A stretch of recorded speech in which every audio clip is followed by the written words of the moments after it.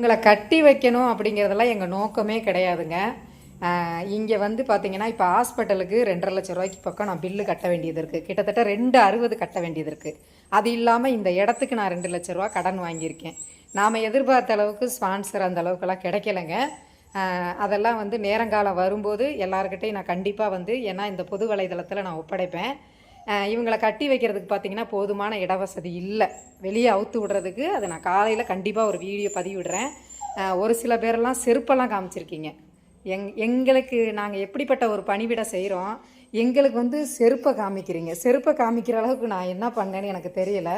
அந்த ஐடியோடு வந்து உங்களுக்கு நான் மென்ஷன் பண்ணுறேன் காலையிலக்கு. நாங்கள் வந்து கட்டி வைக்கிறதுக்கு காரணம் வந்து போதுமான அவுத்து விடுறதுக்கு போதுமான இடவசதி இல்லை. அதுக்கு வந்து இன்னும் வந்து ஒரு 50-60,000 ரூபா செலவு இருக்குங்க வெளியே. இன்னும் ஒரு சென்ட் இடம் நம்ம எடுத்து எக்ஸ்டெண்ட் பண்ணிவிட்டு அதுக்கப்புறம் இந்த பிள்ளைங்களை வந்து கண்டிப்பாக அவுத்து விட்டுருவேன்.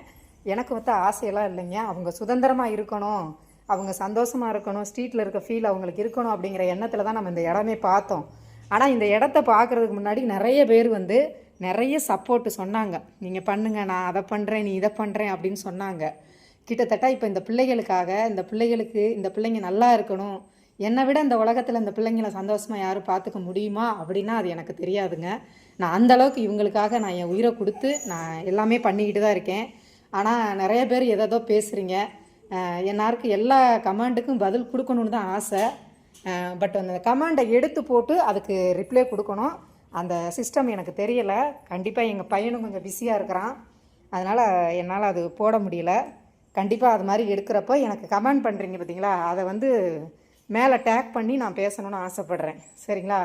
அதனால் இந்த பிள்ளைங்களை வந்து உங்களை விட, எங்கேயோ இருந்து பார்க்குற உங்களை விட கண்டிப்பாக வந்து நான் நல்லா பார்த்துப்பேன், கவலைப்படாதீங்க. இதுங்களுக்கு வந்து இன்னும் ஒரு 60,000-70,000 செலவு இருக்குது. அந்த செலவெல்லாம் நான் பூர்த்தி பண்ணி அந்த இடத்தெல்லாம் நான் கம்ப்ளீட் பண்ணி ஒரு முறையான ஒரு இடத்த வந்து இந்த பிள்ளைங்களுக்கு நான் கொடுக்கும்போது கண்டிப்பாக வந்து இன்னும் நான் வந்து நல்ல வில்லிங்காக வீடியோ போடணும்னு ஆசைப்பட்டுட்ருக்கேன். சரிங்களா? வாய்க்கு வந்த கமெண்ட் அடிச்சு விட்றீங்க, அடிங்க அடிங்க, எங்களுக்கும் ஒரு காலம் வரும்.